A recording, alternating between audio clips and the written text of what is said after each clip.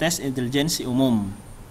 Ya, tes intelijensi umum atau TIU umumnya memuat tentang kemampuan bahasa dan kemampuan berhitung. Jadi bagi kamu yang jago matematika ataupun eksakta, hal ini tidak akan menjadi masalah besar.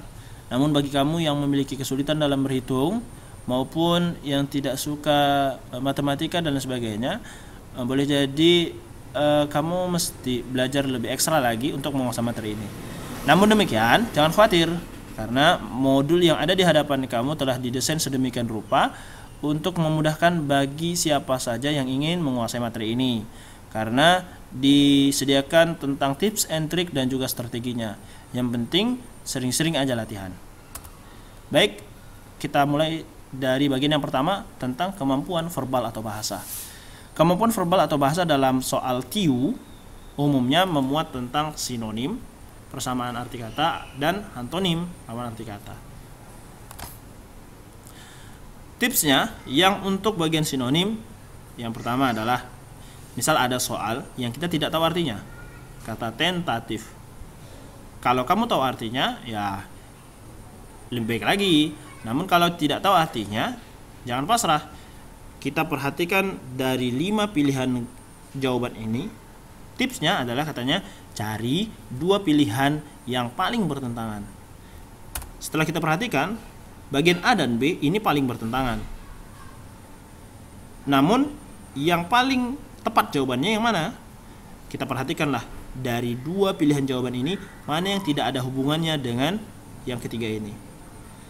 Kalau kita perhatikan kata pasti dan kata niscaya, ternyata ini ada kesamaan. Karena ada kesamaan, maka yang jawaban yang paling tepat adalah yang tidak ada sama sekali dengan yang lain. Ya, tepat poin B. Berikutnya, untuk bentuk antonim. Antonim atau lawan kata, tipsnya yang pertama adalah hati-hati dengan kata-kata yang mirip. Selanjutnya, kita cari 2 atau lebih option yang memiliki hubungan, dan kita ambil satu option yang paling bertentangan dengan yang berhubungan tadi. Singkatnya seperti ini. Contoh nomor 1, katamu fakat. Lawannya adalah, kalau kita perhatikan dari A, B, dan C, ini memiliki hubungan arti yang hampir sama. Kemudian kalau kita perhatikan ke yang D, ini juga dengan A, B, dan C memiliki hubungan yang positif. Maka jawaban yang tepat adalah yang tidak ada hubungan sama sekali, yaitu yang bagian E. Selanjutnya contoh nomor 2, kata delusi. Sekali lagi, kalau kita tidak tahu artinya, cukup perhatikan pilihan jawabannya. Dan ini hati-hati, jangan terkecoh dengan yang mirip-mirip dengan kata-kata delusi ini. Contoh di sini akhirannya si. Di sini ilusi juga si, di sini fiksi juga si, fantasi juga si. Namun ternyata yang akhirannya si itu hanyalah sebagai pengecoh atau pengalih. Kemudian dari sini kita perhatikan ada tinggal 2 kata yang salah satunya ini ternyata memiliki hubungan dengan si pengecoh ini. Kata khayalan ini memiliki arti yang sama dengan fantasi. Maka kata khayalan itu tidak tepat. Maka selebihnya yang paling tepat adalah itu poin B, nyata. Baik, secara lengkap untuk tes sinonim dan antonim, ya, untuk bahan bacaan mengenai artinya, ya, kamu boleh lihat di link ini. Ini adalah kata-kata yang sering muncul dalam soal CPNS. Oke. Selanjutnya, bagian analogi atau padanan kata.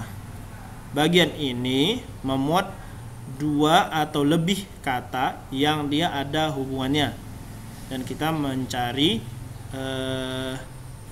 hubungan yang sama dengan si soal. Contoh 1.